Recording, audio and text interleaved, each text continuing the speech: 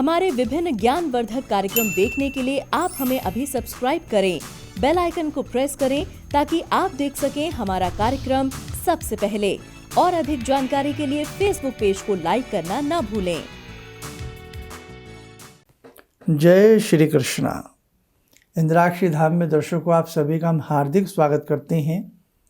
आज है अन्नकूट, भगवान श्री कृष्ण की लीलाओं को नमस्कार करने का दिन, प्रणाम करने का दिन, भगवान श्री भक्ति का दिन, गोवर्धन पूजन का दिन, गोवर्धन परिक्रमा का दिन आज बहुत सुंदर है।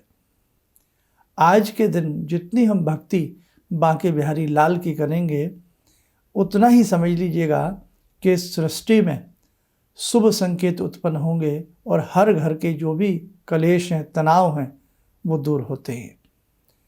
आज के दिन हमें क्या करना चाहिए वो सारी चर्चा इस अंक में आपको जानने को मिलने वाली है।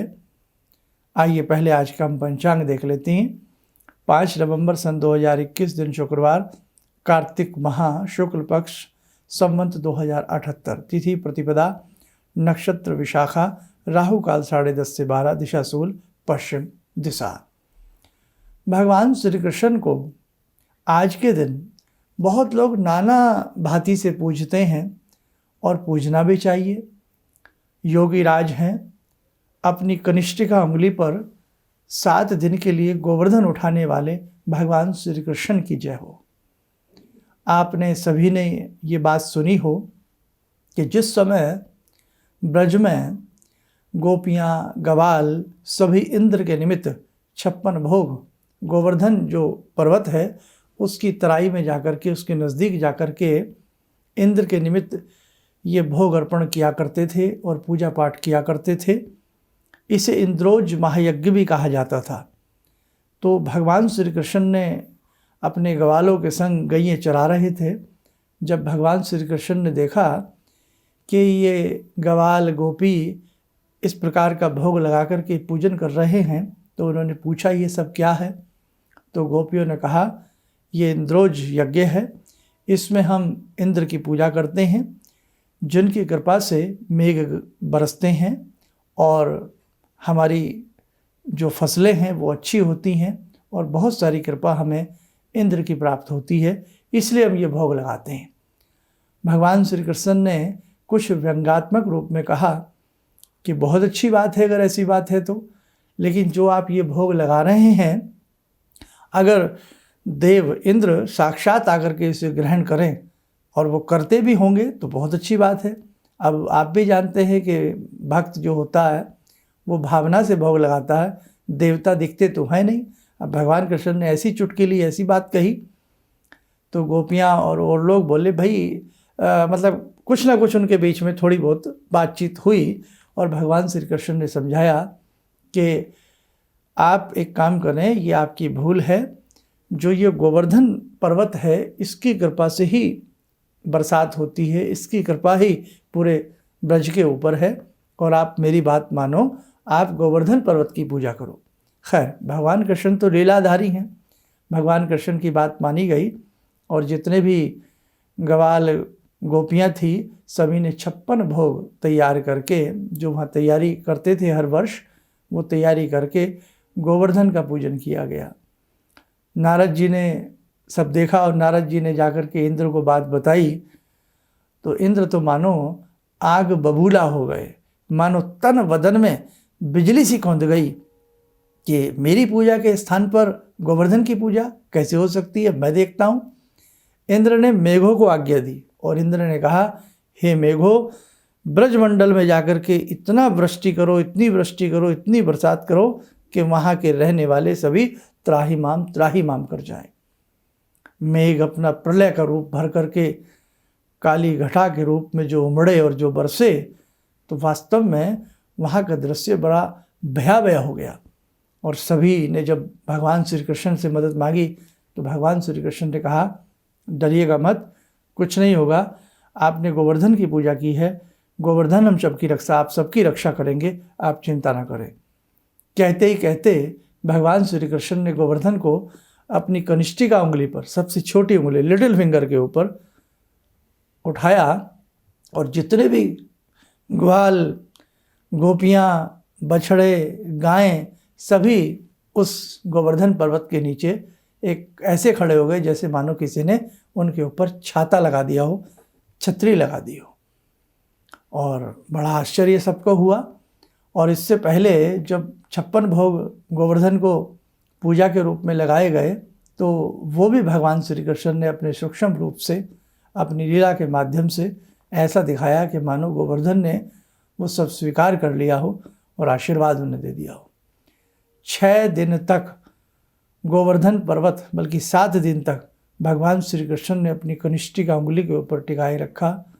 और 7वें दिन जब इंद्र को ये पता लगा कि योगीराज कौन है, नतमस्तक हुए, क्षमा प्रार्थना इंद्र ने की। भगवान हैं, वो कहाँ नाराज होते हैं, वो तो उनकी लीलाएं हैं मेरे साधकों। 7वें दिन गोवर्धन को नीचे रखा गया, बड़े अच्छे से गोवर्धन की पूजा की गई और आज तक गोवर्धन की पूजा की जाती है। आज के दिन ध्यान रखना, सभी आपके घर में गाय हों, बहुत अच्छे से सेवा करना। आसपास आपके गाय गौशाला हो, जाकर के उन्हें गुड़, अन्न, रोटी जो भी आपसे बने वो खिलाना। आज के दिन बहुत लोग गौशाला में जाकर के सेवा देते हैं, गाय की साफ़ सफाई करते हैं, उनके स्थान की, उनको तरह तरह की मेहंदी के टीके लगाते हैं। मस्तक पर टीका लगाना गाय के बहुत शुभ होता है। सींगों को सुंदर तरीके से तेल का लेपन करना बड़ा शुभ होता है। और एक सूक्ष्म विधि बता रहा हूँ, जो गोवर्धन के आसपास रहते हैं वो तो धन्य है, वो तो अपने हिसाब से पूजा कर लेते हैं। जो ये भोग होता है, जो तरह तरह के व्यंजन भगवान श्री कृष्ण को भोग लगाए जाते हैं, इसी अन्न से एक गोवर्धन जैसे पहाड़ की आकृति बना दी जाती है और उसका पूजन किया जाता है। अन्न ही ब्रह्म है। आप क्या करें, 56 भोग भले ही ना सही, एक थाली में जो भी आपने घर का भोजन आज के दिन का बनाया है, चाहे दोपहर का ले लें, शाम का ले लें, उसे एक प्लेट में रख लें। और 56 भोग ना सही, थोड़ी बहुत मिठाई या थोड़ा, जैसे कल दीपावली थी, कुछ ना कुछ घर में मीठा वीठा सबके होता ही है, वो ले लें। ताज़ा कोई पकवान बना लें, उसे ही गोवर्धन समझ करके भगवान श्री कृष्ण को, बांके बिहारी को, गोवर्धन को भोग लगा दें। और यदि मंत्र याद है, ओम क्लीम कृष्णाय नमः, इस मंत्र का जप कर लें, या कृष्णाय वासुदेवाय हरे परमात्मने प्रणत क्लेश नाशाय गोविंदाय नमो नमः, इस मंत्र का आप जप कर लें, बहुत अच्छा रहेगा। बस इस सूक्ष्म विधि से ही आपका भोग भगवान तक पहुंच जाएगा, आप चिंता मत करना। जीवन में एक बार गोवर्धन की परिक्रमा जरूर करना, और जब गोवर्धन की परिक्रमा करें तो भगवान श्री कृष्ण के किसी भी दिव्य मंत्र का जप करते रहना, और उस परिक्रमा के दौरान बिल्कुल मौन रहना, तड़के तड़के जाकर के, सुबह सुबह जाकर के परिक्रमा करना।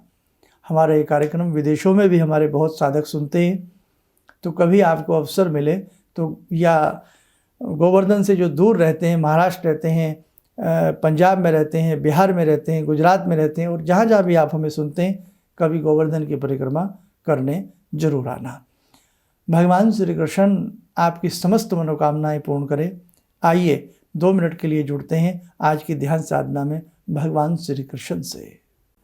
ॐ करारविन्दे न पदारविन्दं मुखारविन्दे विनिवेशयन्तं वटस्य पत्रस्य पुटे शयनं बालामुकुन्दं मनसा स्मरामि बालामुकुन्दं मनसा स्मरामि कस्तूरीतिलकं ललाटपटले वक्षस्थले कौस्तुभं नासाग्रे वरमौक्तिकं करतले वेणुकरे कङ्कणं सर्वाङ्गे हरिचन्दनं सुललितं कंठे च मुक्तावले गोपास्ति परिवेष्टितो विजयते गोपालचूडामणि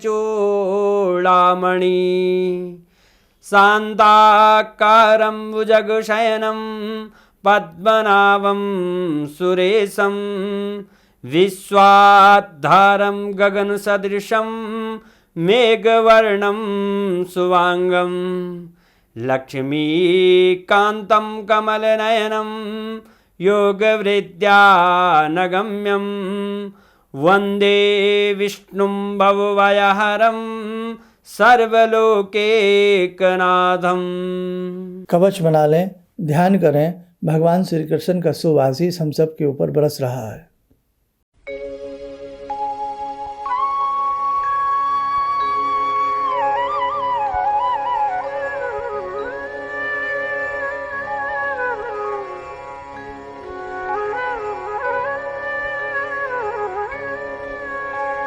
ओम बोलते हुए नेत्र खोलें, सामान्य हो जाए।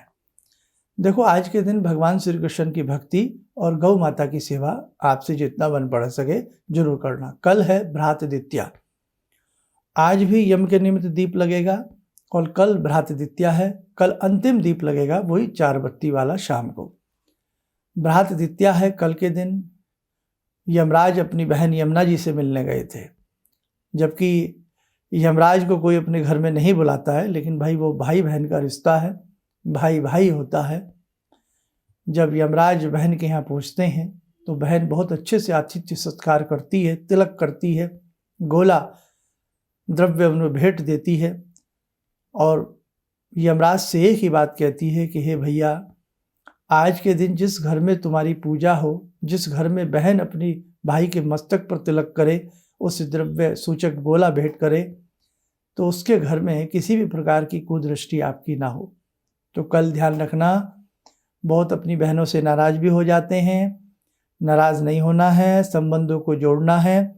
और यदि किसी वजह से आप बहन के दर तक नहीं जा सकते हैं, कहीं दूर दराज हैं या एनीवे और भी कोई कारण है, तो कम से कम आज मोबाइल हर व्यक्ति की जेब में है, फ़ोन कर लेना। ये मत समझना मैं छोटा पड़ जाऊंगा।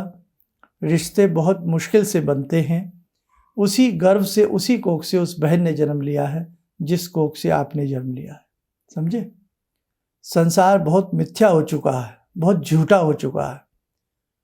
इसलिए मेरे भाई, गिने चुने रिश्ते हैं, इन्हें मत तोड़ना, इन रिश्तों को निभाने की कोशिश करना और इस डोर को हमेशा हमेशा के लिए मजबूत करने की कोशिश करना। बहन का दिल बहुत बड़ा होता है। आप जहाँ पैदा हुए वहीं आपकी बहन हुई। आपका जो घर है वो आपके पास है, आपके माता पिता आपके पास हैं। बहन के पास ना वो घर है, ना वो माता पिता हैं, ना वो शहर है, ना वो गली है, ना वो कूंचे है, वो बहुत दूर है, लेकिन फिर भी आपके बहुत पास है। हर बहन अपने माता पिता और भाई बहनों के स्वास्थ्य के लिए हमेशा भगवान से प्रार्थना करती है। इसलिए उसे ये ना लगे कि वो आपसे दूर है, वो आपसे जुदा हो गई है। आप अपना फर्ज निभाते हुए, चाहे आप छोटे हैं या बड़े हैं, हमेशा इस मधुर रिश्ते को और अधिक मधुर बनाने का प्रयास करते रहना। कल अच्छे से आपने दीपावली मनाई, बहुत अच्छा हमें महसूस हुआ कि हमारे साधकों ने बहुत अच्छे से दीपावली मनाई है। महालक्ष्मी विराट रूप में आपके घर में विराजेंगी, आप घबराना नहीं। और आगे आगे बहुत सारी ऐसी चीज़ें हैं जो हमें मिलजुल करके आपके संग करनी है। हम आपको समझा करके, बहला करके, फुसला करके, डांट करके, समझा करके हम आपके मन को बना ही देंगे। ये जिम्मेदारी हम लेते हैं। बस यूं ही सच्चे हृदय से आप हमारे संग जुड़े रहें। आने वाला समय बहुत सुंदर होगा, बहुत अच्छा होगा। भगवान श्री कृष्ण की असीम कृपा आप सबके ऊपर बरसे। इन्हीं शब्दों के साथ हम अपनी वाणी को विराम देते हैं। जय माँ इंद्राक्षी। मेरी बहुत दिन से दिली इच्छा थी कि आप जैसे कोई मुझे धर्मात्मा पर महापुरुष मिलें और मैं वहाँ जाके जुड़ के और देश समाज से के लिए कुछ कर पाऊँ। कई चीज़ें हैं समाज में, समाज सेवा में भी मन में वो शांति नहीं मिली। जैसे आप समझ सकते हैं कि बहुत सारी गड़बड़ियाँ भी रहती हैं। आज का अनुभव यही है कि मुझे आस लगता है कहीं सही रास्ता मिल गया है, सही मंजिल मिल गई है। जो मैं करना चाहती थी शायद अब मैं कर पाऊँगी। किसी भी समस्या के समाधान के लिए मिले प्रसिद्ध हस्तरेखा एवं वास्तु विशेषज्ञ प्रोफेसर धर्मेंद्र शर्मा जी से। नोट: शिविर में भाग लेने हेतु एवं व्यक्तिगत रूप से मिलने के लिए कॉल करने का समय सुबह 10 बजे से शाम 6 बजे तक। हमारे विभिन्न ज्ञानवर्धक कार्यक्रम देखने के लिए आप हमें अभी सब्सक्राइब करें, बेल आइकन को प्रेस करें ताकि आप देख सकें हमारा कार्यक्रम सबसे पहले। और अधिक जानकारी के लिए फेसबुक पेज को लाइक करना न भूलें। Mr. Green.